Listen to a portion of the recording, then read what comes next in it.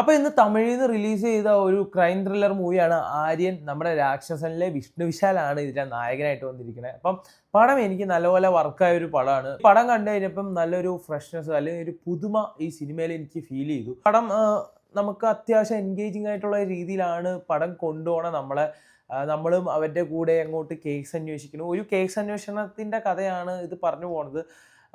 ഒരു psychopath case അന്വേഷണം ആ ഒരു സംഭവമാണ് ഇതിൽ. പക്ഷെ അത് അവരൊരു വേറെ മൂഡിലാണ് ഇത് അവതരിപ്പിച്ചേക്കണേ. നമ്മൾ ആ ഒരു കേസ് അന്വേഷണത്തിൻ്റെ രീതിയിൽ അങ്ങോട്ട് ഒഴുകി ഒഴുകി പോകണുണ്ട് സിനിമയിൽ.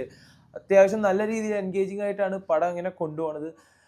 ഇത് നമുക്ക് ഇതിലെ സൈക്കോ കില്ലറിനെയൊക്കെ അറിയാം, തുടക്കത്തിൽ തന്നെ ഇതിൽ കാണിക്കണുണ്ട്. പക്ഷെ പുള്ളിയുടെ മോട്ടീവ് എന്താണ് ചെയ്യാൻ പോണത് അടുത്തത്, ആ ഒരു സംഭവങ്ങളിലൂടെയാണ് ഈ കഥ മൊത്തത്തിൽ ഇങ്ങനെ മുമ്പോട്ട് പോണത് കേട്ടോ. അപ്പോൾ നമ്മളിങ്ങനെ ഓക്കെ, നമ്മൾ ഇതുപോലത്തെ സിനിമയൊക്കെ കാണുമ്പോൾ ഒരു റാൻഡം ഗസ്സൊക്കെ കാണുമല്ലോ, ഇതായിരിക്കും മോട്ടീവ്, അല്ലെങ്കിൽ ഇത് ഇങ്ങനെ ആയിരിക്കും സംഭവം എന്നൊക്കെ ഒരു റാൻഡം ഗസ് ആണല്ലോ. പക്ഷെ എനിക്ക് ഈ സിനിമ ഇങ്ങനെ കണ്ടിരിക്കുമ്പം അങ്ങനെ റാൻഡം ഗസ് ചെയ്യാൻ പറ്റണില്ല.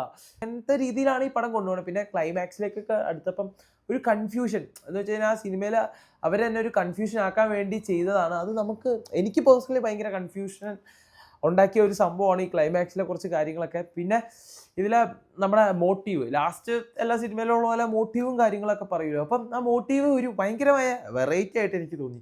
ചിലവർക്ക് ആ മോട്ടീവ് കേൾക്കുമ്പോൾ ഇത്രയൊക്കെ കാണിച്ചിട്ട് ഇതാണോ മോട്ടീവ് എന്നൊക്കെ ചോദിക്കുമായിരിക്കാം. പക്ഷേ എനിക്ക് ആ മോട്ടീവ് ഒരു ഭയങ്കര പുതുമ തന്നെ ഒരു ഐറ്റം ആയിട്ടാണ് എനിക്ക് പേഴ്സണലി ഫീൽ ചെയ്തത്. അപ്പോൾ എനിക്ക് മൊത്തത്തിൽ പടം നല്ലപോലെ ഇഷ്ടപ്പെട്ടു. നല്ല രീതിയിൽ എൻജോയ് ചെയ്തിരുന്ന് കണ്ട ഒരു പടമാണ്. പിന്നെ ഇത് കഴിയുമ്പം കുറച്ച് നല്ല മെസ്സേജും കാര്യങ്ങളും സമൂഹത്തിന് കൊടുക്കണമുണ്ട്. നല്ല ത്രില്ലർ മൂവി തിയേറ്ററിലൊക്കെ പോയി കാണാൻ ഇഷ്ടമാണെങ്കിൽ ഈ സിനിമയ്ക്ക് ധൈര്യമായിട്ട് ടിക്കറ്റ് എടുത്തോ. അതിനുള്ള അഭിപ്രായം ഒന്ന് കമൻറ്റ് ചെയ്യാം കേട്ടോ.